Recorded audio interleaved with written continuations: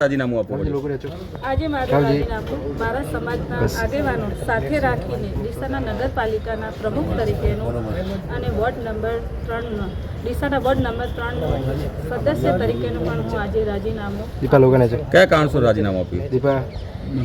ડીસા નગરપાલિકામાં જ્યારથી મેં ચાર્જ સંભાળ્યો છે ત્યારથી આજ સુધી મને કંઈ કામ કરવા ડીસાના વિકાસ માટેનું કંઈ કામ કરવા દેતા નથી અને મને એક મહિલા તરીકે મને ધારાસભ્યશ્રી અને એમના મળતી કોર્પોરેટ તરીકે મને ખૂબ જ ત્રાસ આપવામાં આવે છે.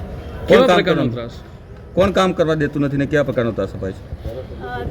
જ્યારે ત્યારે હું પહેલા જ દિવસે જ્યારે મેં ચાર્જ સંભાળ્યો ત્યારે પણ હજી મેં મેન્ડેટ મળ્યો નગર પ્રદેશમાંથી જ્યારે મને મેન્ડેટ મળ્યો ત્યારે પણ મારા સભ્યપતિ કેમ આપવું પડ્યું? કેમ રાજીનામું પડ્યું સભ્યપતિ?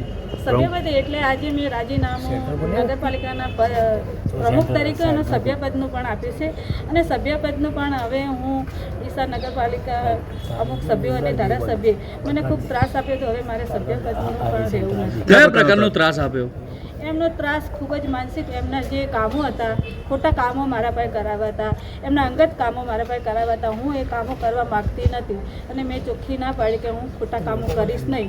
એ મને ખૂબ એ પ્રમાણે મને દબાણ આપતા હતા અને ત્રાસ આપતા. કયા કામો કરવાની વાત કરતા? એમના અંગત કામો. ટીપી વાળો શું વિવાદ હતો? હા, એ એમના જે અંગત કામો હતો એ જ પ્રશ્ન છે, એના લઈને મને ખૂબ દબાણ આપતું. ટીપી વાળો વિવાદ હતો? હા, એમને ટીપીનો એ બધો અને અમુક આપણા સદસ્ય છે એમના ખૂબ દબાણો છે. આપણા શાસક પક્ષના નેતા હોય, આપણા ઉપપ્રમુખ, એમના બધા જે દબાણો કરીને બેઠા છે એ દબાણો હું ના એમના તોડાવું અને ખોટું કામ મારા પાસે કરવા માગતા હતા, હું નથી કરતી. એટલા માટે એમને મને ખૂબ જ ત્રાસ આપ્યો. આ દબાણો બાબતે આપણે કોઈ નોટિસો આપી છે? હા, નોટિસો નગરપાલિકામાંથી આપેલી છે. હવે ભ્રષ્ટાચાર કર્યો છે એવા પણ આક્ષેપ ગઈકાલે લાગ્યા હતા, શું કહીશું? હા, પણ એ મને સાબિત એક તો કરીને બતાવે મેં ભ્રષ્ટાચાર કર્યો એવો. અને હું બીજું પણ કહેવા માગું છું કે મેં જ્યારે હું બોલી હમણાં આગળ એ રીતનું મને પ્રદેશમાંથી જ્યારે મને મેન્ડેટ આપ્યો સી આર પાટીલ સાહેબે ત્યારે પણ હજી મેં ચાર્જ પણ નહોતો લીધો ત્યારે જઈને એમને રાજીનામા જિલ્લામાં ધરી દીધા હતા. ત્યારે મેં કયું કામ લીધું, કયો ભ્રષ્ટાચાર કર્યો? દુઃખ સાથે જવાબ જોવે. દુઃખ સાથે રાજીનામું આપ્યું છે? ના, દુઃખ સાથેની મેં સહી રાજીનામું આપ્યું. દુઃખ લાગી રહ્યું છે આપ કહી રહ્યા છો જે રીતે? દુઃખ નથી લાગી દીધું, દુઃખ કશું મને નથી લાગી રહ્યું. મેં સહી રાજીનામું આજે આપી છે અને મારે ફરીથી પણ એને ધારાસભ્યને એના ઉપર મારે આરોપ જ છે કે એમને મને ખૂબ જ માનસિક ત્રાસ આપ્યો છે. કોઈ રજૂઆત કરશો પક્ષમાં ધારાસભ્ય વિરુદ્ધ? ધારાસભ્ય હા, હું કરીશ ને. હું સ્ટેટ ઉપર પક્ષમાં રજૂઆત કરી કે એમને જે મને કામો માટે અને જે દબામણો કરે છે એમને હું રજૂઆતો કરીશ. અને આજે મારે વોર્ડ નંબર 3ના મારા બધા જે આગેવાનો છે, ભાઈઓ બહેનો છે, એમનો હું આજે ખૂબ ખૂબ આભાર માનું છું. અને મને નગરપાલિકાના સદસ્ય જેમને પણ મને આજ સુધી સાથ સહકાર આપ્યો છે પક્ષના, એમને મારી સાથે રહે છે, એમનો પણ હું ખૂબ ખૂબ આભાર માનું છું. અને ભારતીય જનતા પાર્ટીનો જેમને મને મેન્ડેટ આપ્યો અને મને પ્રમુખ પદ આપ્યું એમનો પણ હું ખૂબ ખૂબ આભાર માનું છું.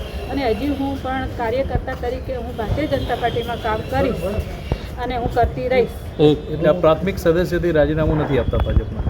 ના, હું ભાજપના કાર્યકર્તા તરીકે રાજીનામું નથી આપ્યું. અને હું સી આર પાટીલ સાહેબનું ગુજરાત અધ્યક્ષ સી આર પાટીલ સાહેબનો પણ આજના તબક્કે ખૂબ ખૂબ આભાર માનું છું.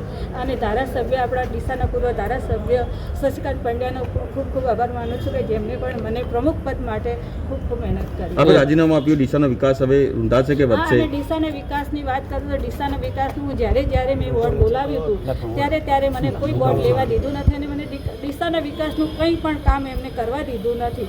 જ્યારે હું ડીસાના વિકાસનું કામ કરતી હતી તેમને ખોટી રજૂઆતો કરીને વિકાસનું કામ અટકાવી દીધું હતું. અને હું ડીસાની જનતાનો આભાર માનું છું અને એમને કહેવા માગું છું કે મારા લીધે ડીસાનો વિકાસ રૂંધાતો હતો અને ડીસાનું કોઈ કામ થતું નહોતું. એટલે હું આજે રાજીનામું પ્રમુખ પરથી આપ્યું. ઓકે.